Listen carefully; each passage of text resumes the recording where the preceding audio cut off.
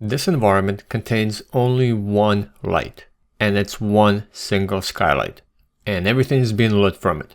There's no directional lights, there's no sky atmosphere, just a single skylight.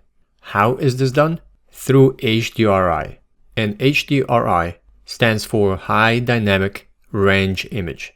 It contains full range of values from dark to bright, all the color information, and then it uses that to light the scene in one single image.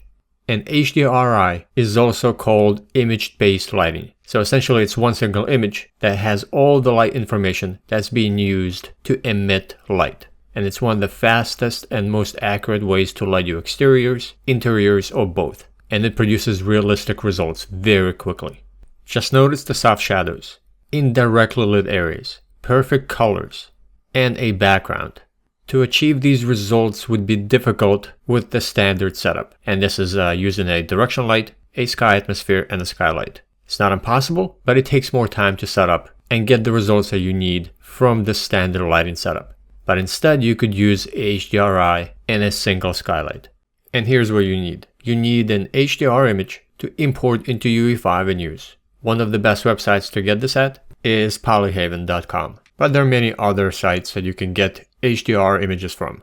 You then need a skylight and a post-process volume to control auto exposure. Otherwise, you're going to get the interiors or exteriors blown out, and it's just never going to adjust the lighting to correct values from the image. It's always going to increase auto exposure or decrease it, depending how much light you have in the scene. So post-process volume helps to clamp and control that auto exposure that happens automatically. And of course, you need an environment that you are going to use the HDRI to light with. For skylight, it's important to use one of two settings: SLS capture scene or SLS specified cube map. And make sure to disable real-time capture on the skylight. For SLS captured scene, you need a sky sphere with a HDRI image mapped onto it. So it can use the captured scene, the HDRI from the sky sphere, to calculate the light from the image. And if you use SLS captured scene and the sky sphere with a mapped HDRI onto it, you also get a backdrop, a background.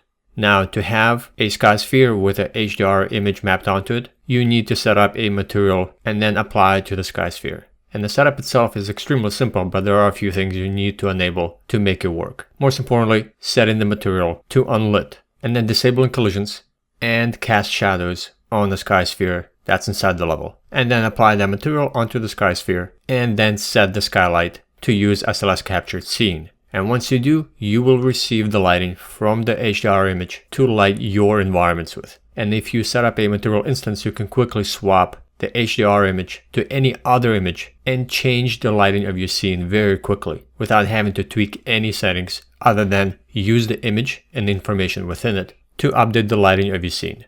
And that's all you need to do for lighting your environments with HDR images. Now, if you want me to show you a step-by-step and everything you need to set up for using the HDR images to light your scenes with, take a look at UE5 HDRI lighting tutorial course I have. It will give you 3 different options of using HDR images, as well as all the details for setting up your materials, casting them onto a sky sphere, and making everything work, including using additional lights to amplify the detail and lighting of your scene, such as using a directional light to infuse a little bit more light along with the HDR image. You can get this tutorial course right now by visiting the link in the description box below the video, or if you're watching this on worldofleveldesign.com, there'll be a link to it within the blog post.